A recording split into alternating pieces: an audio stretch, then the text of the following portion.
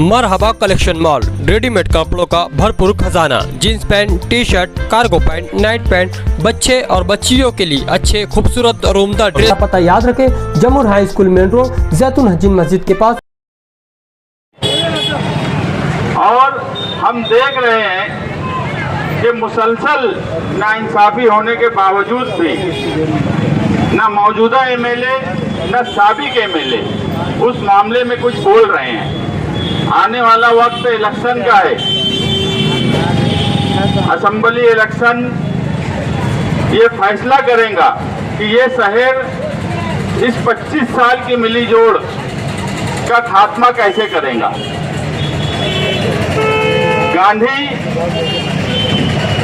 गांधी को गोली मारी गई। गांधी को जब गोली मारी गई तो उससे पहले गांधी से हमला या प्लानिंग नहीं थी, ऐसा नहीं था। मगर गांधी डरे नहीं, दुबले पतले थे, बॉडी बहुत ताकतवर नहीं थी, मगर डर खौफ गांधी में नहीं था। गांधी फिरका परस्तों की 3 गोली का शिकार हुए और अमर हो गए।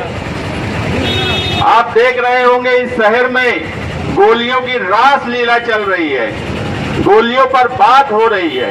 कल रात में भी इस शहर में फायरिंग हुई। हम इस शहर का मुस्तकबिल क्या देख रहे हैं, ये आपको तय करना है कि हम इस शहर में जो आउटर में सब चीज चली गई वो इस शहर में लाना चाहते थे या गोलियों पर बात करना चाहते थे। गोलियां चले, तलवारें निकले, इस तरह की तकरीर पसंद करना चाहते थे।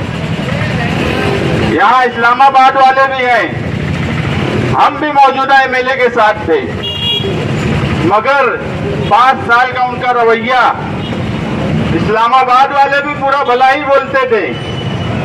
मगर आज क्या मजबूरी हो गई कि उनकी ही चौखट पर चले गए। बड़े बहादुर थे, इलेक्शन लड़ने की बात बोलते थे, मगर जब वक्त आया तो उनकी ही चौखट पर जाकर नाक रगड़े और गोली से डर गए। अरे मैं बोलता हूं कि अगर मुझे गोली लग गई, मैं मर भी गया तो भी शान हिंद इलेक्शन लड़ेंगी।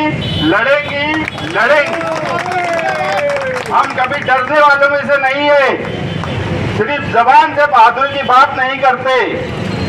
जिनके साथ गए हैं उनका दबदबा और उनकी ताकत भी देख ली, हाई कोर्ट जाना पड़ा। अगर हमारे साथ रहते तो गांधी के रास्ते से ही हम जिनको वो जेल भेजना चाहते थे इंशाल्लाह जेल भेज दिए होते। उन्हें पता है कि जो आज एमएलए है, 5 साल से जो एमएलए थे वो 5 साल के एमएलए रहते हुए मालेगांव शहरियान परेशान रहे। गुंडागर्दी बढ़ी, नशा और अशिया फरोख्तगी बढ़ी, हर बुराई पनपी और यहाँ तक के इस्लाह की बात करने वाले असलाह की बात करने लगे। ये इस शहर का हाल है। जमीन पूरी तरह खिसक चुकी है। आप यकीन मानो, आने वाला इलेक्शन बदलाव का इलेक्शन है, इंसाफ का इलेक्शन है, इसीलिए ये यात्रा निकाली जा रही है। हम एक बात मानते हैं कि शान हिंद को एमएलए बन जाए, वो एमएलए बन जाएंगी तो हमारा सियासत चलेंगी या हमारा सब कुछ चलेगा, ऐसा नहीं है। हमको कोई ज़रूरत नहीं है। हम इस शहर में जिंदाबाद मुर्दाबाद नेहाली नजरिया जिंदा रखने के लिए करते हैं। अगर नेहाली नजरिया इस शहर में मर गया तो यकीन मानो इस शहर के तमाम लीडर बड़े रुस्तम भी बुज़दिल हैं, कोई बहादुर नहीं है। फिरका परस्तों से लड़ने के लिए इनकी बहादुरी कहाँ चली जाती ये किसी को नहीं पता। इसलिए नेहाली नजरिया और गांधीयाई तर्ज इस शहर में जिंदा रखना जरूरी है। इंसाफ इस शहर को मिले, इसलिए हम इस इलेक्शन में हिस्सा लेना चाहते हैं। इलेक्शन लड़ना है कि नहीं लड़ना है? पूरी ताकत से लड़ना है। इतनी तेज आवाज से बोलो कि इस्लामाबाद से नयापुरा तक आवाज जाना चाहिए कि इलेक्शन लड़ना है और इन इंशाअल्लाह लड़ेंगे भी, जीतेंगे भी। और अब जब पूछूंगा तो ये आवाज 1000 गोली तक जाना चाहिए। इलेक्शन लड़ना है, इलेक्शन लड़ना है, इलेक्शन लड़ना है। इलेक्शन इंशाअल्लाह लड़ेंगे भी, जीतेंगे भी। ये इंसाफ यात्रा, ये इंसाफ यात्रा तुम्हारे बदलाव की होगी। इस शहर में बदलाव की एक लहर है। जो लोग इस किले को अपना गढ़ मानते हैं, उसकी दीवारें हिल रही है। किले के लोग समझ रहे हैं, किले में मीटिंग रख के खाना रखना पड़ रहा है, पुलाव खिलाना पड़ रहा है, तो उनकी मीटिंग हो रही है। ये हालत हो गई है। मैं कह रहा हूं कि जमीन खिसक चुकी है। आने वाला वक्त जब इलेक्शन का आएगा और इलेक्शन का रिजल्ट आएगा तो आपकी आंखें फटी रह जाएगी। मैं कल इस हिस्से में शाम से देर रात तक घूमा, कई दानिश्वर लोगों के पास भी गया, जिनको शहर की फिक्र है उनके पास भी गया। उन्होंने मुझे नहीं बोलना पड़ा कि क्या करना है, उन्होंने मुझे बोला कि ये करो, ऐसा करो। ये शहर बर्बाद हो रहा है। आप देखेंगे आज स्कूल के बच्चे कीचड़ में से जाते हैं। एमएलए जो है वो रोड और पोल और गलियां बनाने में मस्त है। ठेकेदारी की नियत से सिर्फ काम किया जाता है। एक काम ऐसा वो नहीं बता सकते जो एज एमएलए वो काम किए हो इस शहर में। हम अभी शान हिंद यहाँ आई है, मैं इसकी गैर हाजिरी में भी बोला, इसकी हाजिरी में भी बोल रहा हूँ कि जिस हिसाब से इस शहर में गोलियों की और बंदूकों की बात हो रही है दोनों तरफ से, और कल रात में भी गोलियां चली है, ये शहर गुंडागर्दी की तरफ जा रहा है।